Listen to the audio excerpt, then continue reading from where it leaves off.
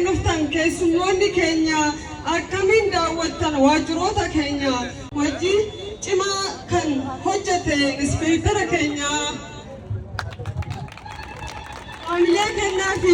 inspektara keenya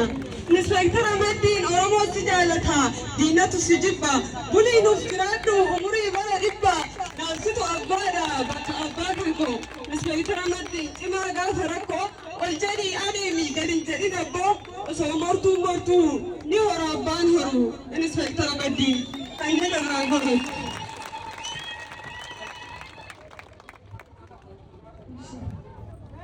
Polisi jechuuni nama lamii ta'u beelaa deemuu jedhu kan hunda danda'u nagaa eegduu biyyaa si baarsuu yaa jabaa yaa poolisii kiyya. Polisi jechuuni harka rasaasa nageenya nu fidee diina biyyaa baasa yakka ni qorata haqa namni baasa gaachana namiti akkuma maqaasa